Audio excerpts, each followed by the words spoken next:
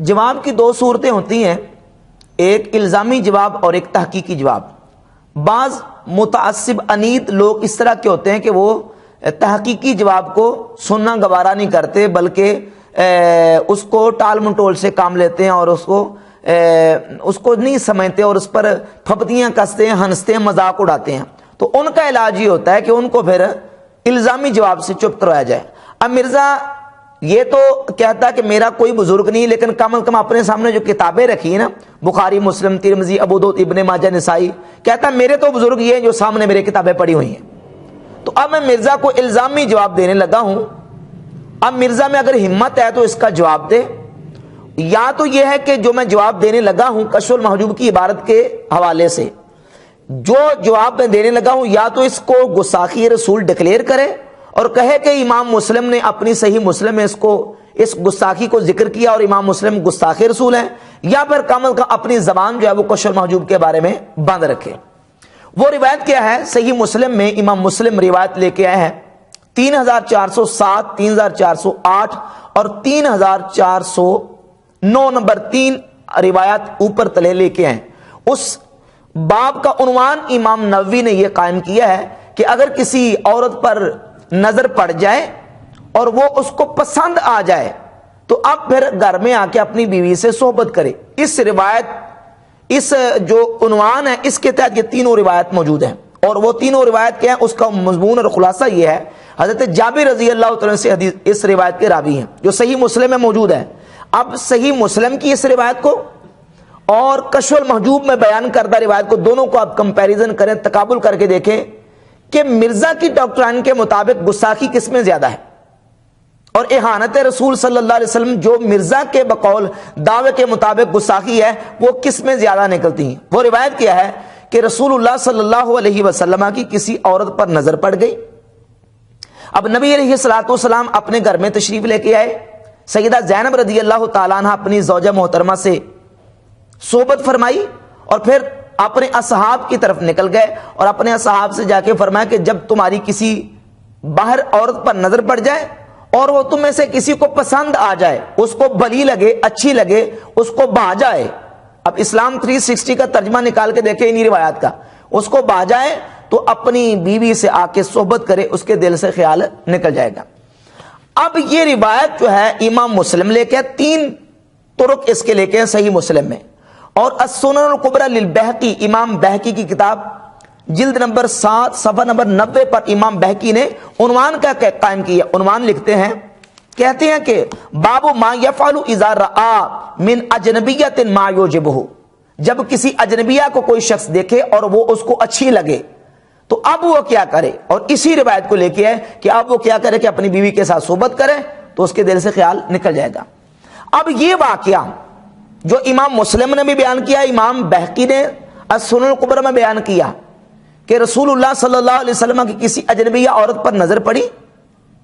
اور نبی علیہ الصلوۃ والسلام نے اپنے گھر میں آ کے سیدہ زینب کے ساتھ صحبت فرمائی اور پھر اپنے اصحاب کو فرمایا کہ جب کسی کی اجنبیہ عورت پہ نظر پڑ جائے اور وہ اس کو پسند آ جائے، اچھی لگے، تو اب اپنی بیوی سے صحبت کر لے، دل سے خیال نکل جائے گا۔ اب مرزا کے دعوے کے مطابق یہ بات کرنا کہ نبی علیہ الصلوۃ والسلام کی کسی اجنبیہ پہ نظر پڑ گئی، یہ گستاخی ہے، اس طرح کہنا توہین ہے اللہ کے رسول علیہ السلام کی، اور جن کتابوں میں یہ بات لکھی ہے ان کو آگ لگا دو چوراہے میں رکھ کے، کشف المحجوب کو جلا دو چوراہے میں رکھ کے۔ تو اب میں مرزا صاحب سے کہتا ہوں کہ ذرا ہمت کریں، یہی بات کشف المحجوب کے بارے میں جو آپ نے کی ہے وہ صحیح مسلم کے بارے میں کر کے دکھائیں۔ اگر ہمت ہے، اگر آپ بابی نہیں ہیں، علمی کتابی اپنے آپ کو کہتے ہیں، تو جو کتابیں آپ کے سامنے پڑھی ہیں ان کتابوں میں کشف المحجوب میں جو روایت کی طرف اشارہ کیا گیا ہے اس سے زیادہ آپ کے بقول، آپ کے دعوے کے مطابق زیادہ خطرناک روایت جو ہے وہ صحیح مسلم میں اس کے 3 طرق موجود ہیں۔ وہ کہتے ہیں، آپ کہتے ہیں نا کشف المحجوب پتہ نہیں وہ علی بن عثمان حجویری نے لکھی کہ نہیں لکھی، آپ کے بقول اگر لکھی ہے تو صحیح مسلم کے بارے میں تو مرزا صاحب آپ کا نظریہ ہے نا کہ یہ امام مسلم نے لکھی ہے، اور پھر یہ صحیح کتاب ہے، اس میں صحیح احادیث کو جمع کیا گیا ہے، ضعیف بھی نہیں ہے، موضوع من گڑت بھی نہیں ہے،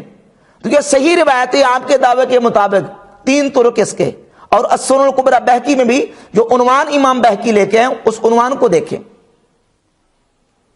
اور یہ واقعہ بھی پردہ فرض ہونے کے بعد کا لکھا گیا ہے. سیدہ زینب رضی اللہ تعالیٰ عنہ نبی کریم علیہ الصلوۃ والسلام کے نکاح میں جب آئیں تو پردہ اس وقت فرض ہوا, اس سے پہلے حجاب فرض نہیں ہوا تھا. کشف المحجوب میں جو روایت ہے نا اجنبیہ پہ نظر پڑنے کی, وہ تو پردہ فرض ہونے سے پہلے کی ہے اور یہ پردہ فرض ہونے کے بعد کی ہے. تو اب دیکھیں کہ آپ کے دعوے کے مطابق گستاخی صحیح مسلم میں زیادہ خطرناک ہے یا کہ کشف المحجوب میں زیادہ خطرناک ہے. اگر آپ علمی کتابی ہیں اور باپی نہیں ہیں تو پھر وہی فتویٰ صادر کریں صحیح مسلم کے بارے میں. تو یہ چیزیں ہم لوگوں کے سامنے اس طرح کی عوام کے سامنے ان کو ہم ہائی لائٹ نہیں کرتے. یہ مجبوراً الزامی طور پہ اس طرح کے لوگوں کا منہ بند کروانے کے لیے جو بڑا بڑا منہ کھول کے صوفیہ اور اولیاء اللہ اور اسلام کے خادمین پر اپنی زبانیں کھولتے ہیں, ان کا منہ بند کروانے کے لیے یہ چیزیں پھر الزاماً جو ہے وہ مجبوراً پیش کرنی پڑتی ہیں. اب کشف المحجوب پر سیدنا داتا گنج بخش علی جوہری رحمۃ اللہ کی ذات گرامی قدر پر آج تک جتنے اہل سنت کا نام لینے والے فرقے ہیں, دیوبندی, اہل حدیث اور اہل سنت و جماعت بریلوی,